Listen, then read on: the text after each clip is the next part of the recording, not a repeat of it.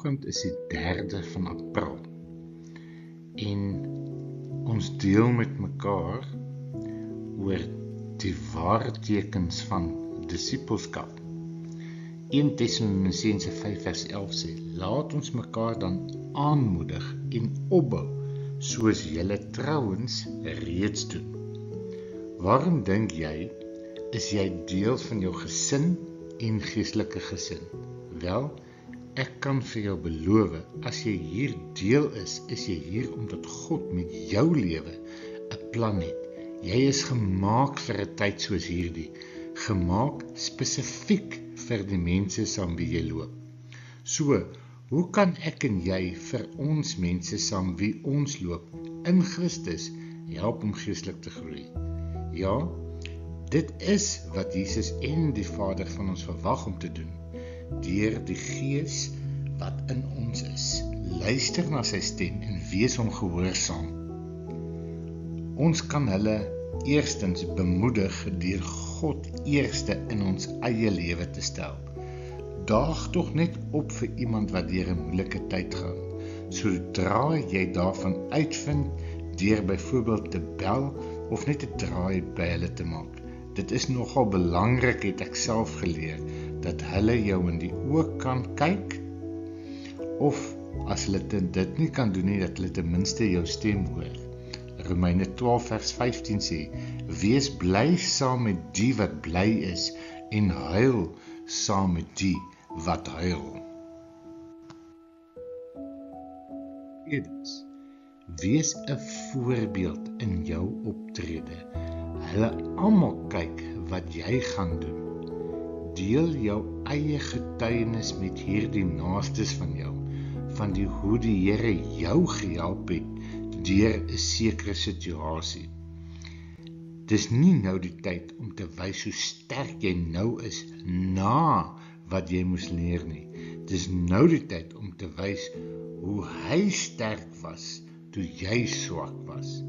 2 Korintiërs 12 vers 9 tot 10 sê, maar hy het vir my gesê, my genade is vir jou genoeg, want my krag word in swakheid volbring.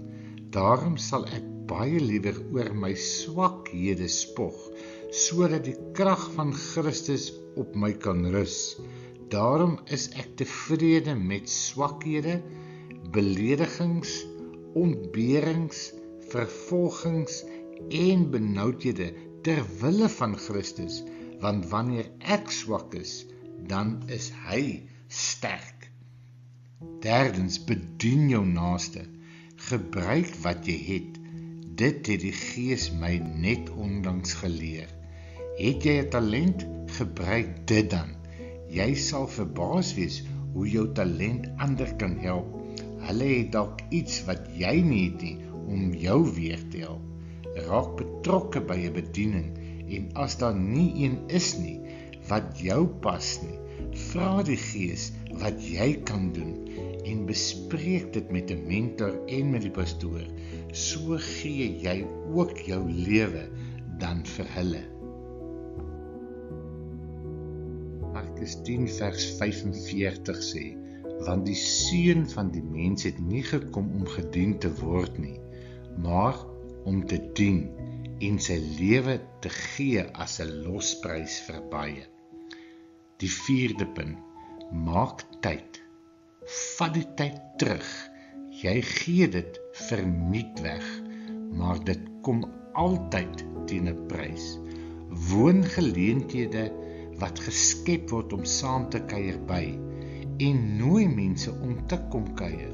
Getuig teenoor mekaar, leer mekaar. Almal het iets om te leer van mekaar, en iets om te gee, om oor te praat. Help mekaar vrykom van die vyand se greep wat hy op ons het. Openbaring 12 vers 11 sê, hulle het hom oorwin deur die bloed van die lam en deur die woord van hulle getuienis. So, bewys jy dat die liefde van Christus in jou is. Besoek hulle wat siek is, wees daar vir hulle wat swaar kry, help waar jy kan, 'n saamry geleentheid, 'n pakkie dra, ensovoorts, maak nie saak nie, wat ook al jy sien waarmee jy kan help. Wees 'n veilige ruimte vir hulle. Deel vra en vra die Gees vir leiding en bid vir mekaar. Vader, help my om altyd 'n voorbeeld te wees van u genade en waarheid. Help my om soos u 'n dienaar en disipel te wees. Gee my die wysheid en insig om terug te neem wat die vyand van my gesteel het. Ek wil fokus op dit wat vir u belangrik is, u mense. Ek loof u, gebruik my Here. Amen.